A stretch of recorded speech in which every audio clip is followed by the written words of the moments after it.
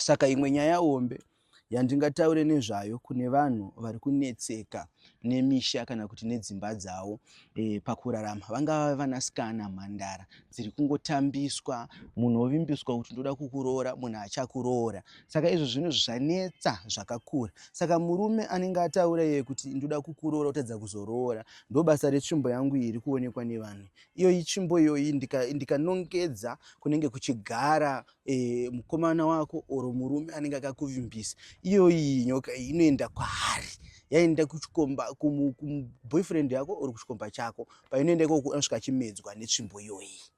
Saka tabva ipapo futi zvakare munhu anobva akuroora. Saka tiri kuti kune vanhu vakavimbiswa kuti toda kukuroora wozotadza kuroorwa, uyai kuno kuna baba mutongi, musangotambiswa mukungorarwa nemi pasina chinhu chinozozadzikiswa sechivimbiso. Munhu avimbiswa noda kuroora, waendeswa kwana tete, kwana mbuya, kwanani, but kuroorwa kuya kubva kwaramba. Saka ndotati shoko iri rini kwandiri ndinorimedza, roorwai mugare mudzimba dzenyu. Kozoita vamwana amai sezvakafanana uyu murume uyu akatiza mhuri, ndamugadzira 2 days murume uyu anenge atova kumhuri yake. Uyu mukadzi uyu akatiza nechikomba uyu, ahurira murume ubva anogara nechikomba chiya vari kuEngland, ndoda kumugadzira yeye mukadzi kuti achatanga kungoenda kumwedzi zvisinganzwisike, aenda kumwedzi kana kumustrokesa. Saka ndichaona ndichasadza chinhu chipi papa kuti adzoke kumurume wake, because murume ati ndinoda mudzimai wangu kuti adzoke.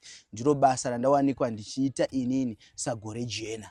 Ndandiri kugomo nguva yese ndichinamata. Kugomo ikoko ndakabva ndapiwa zita rinyowani, kanzi aiwa kubva nhasi makunzi gore jena. Saka gore jena ndini ndakatunga denga nevhu, ndinoziva kuenzanisa nyama yemunhu nevhu kuti zvienzane, vanhu vararame zvakanaka.